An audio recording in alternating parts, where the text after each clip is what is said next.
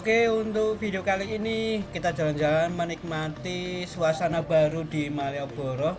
Ini saya hanya menampilkan untuk komparasinya saja, yaitu Malioboro dengan PKL dan Malioboro dengan PKL yang sudah ditata. PKL itu adalah pedagang kaki lima yang memang itu menjadi ikonik untuk di Malioboro, tapi sekarang semuanya ditata menjadi di satu tempat yang dikhususkan untuk para pedagang kaki lima.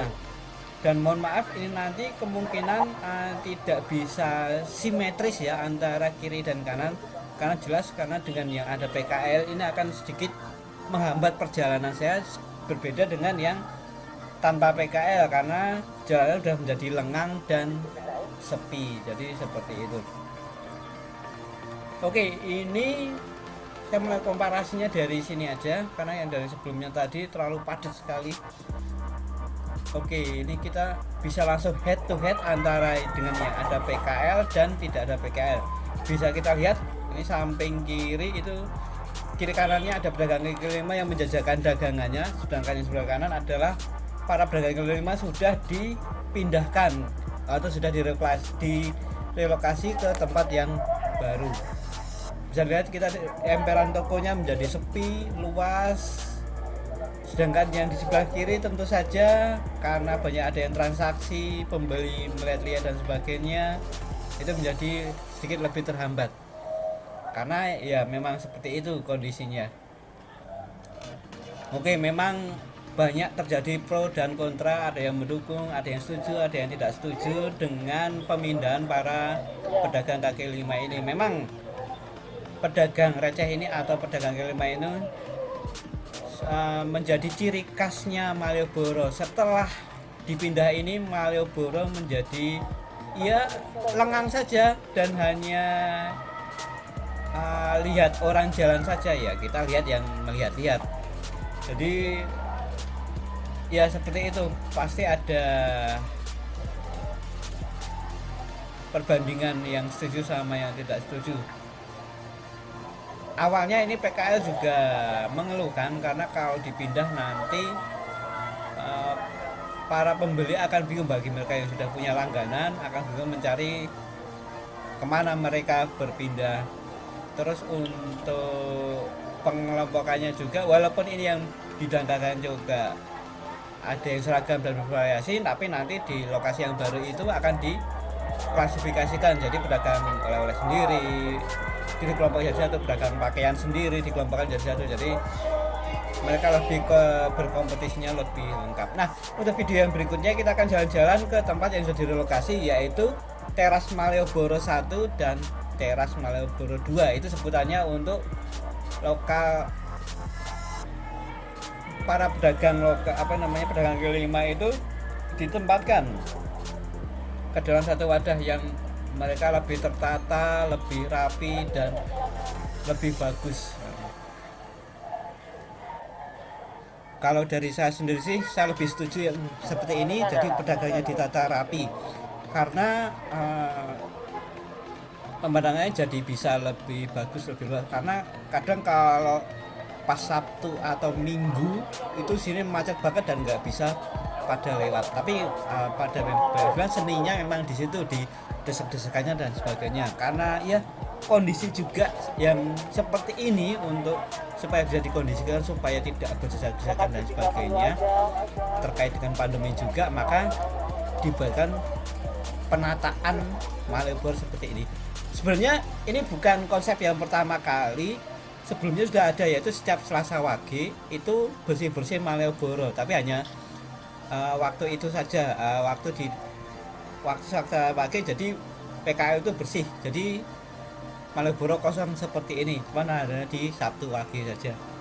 Tapi sekarang ini berikutnya para pedagang udah dilarang. Ini kita lihat masih ada banyak box los pedagang yang masih belum dipindahkan, dan ini akan segera nanti dipindahkan ke Teras Malioboro 1 dan 2. Nah, untuk pembagiannya saya kurang tahu.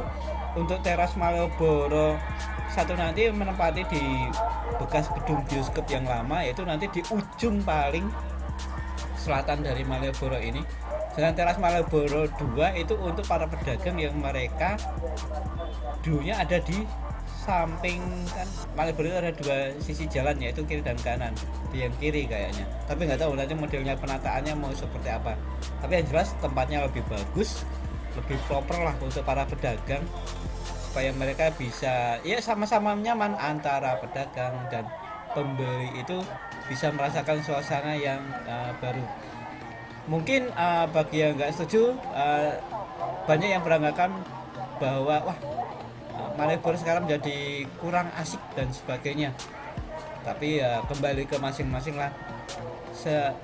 Mereka punya pandangan sendiri-sendiri. Jadi bagi kalian yang pernah ke Malioboro, coba dirasakan ya sekarang. Dan bagaimana menurut pandangan Anda? Silahkan tuliskan pada kolom komentar di bagian bawah dan kita bahas bersama. Atau mungkin ada saran atau masukan juga buat Malioboro sekarang yang baru ini. Mudah-mudahan Malioboro yang baru ini bisa diterima. Memang ada yang namanya perubahan, itu perlu proses ya. Mungkin prosesnya mudah-mudahan bisa segera diterima dan bisa segera mewujudkan ya keinginan semua pihak bisa memajukan Malioboro ini. Oke, dan silahkan menikmati untuk perjalanan Malioboro ini jadi lebih lancar lagi.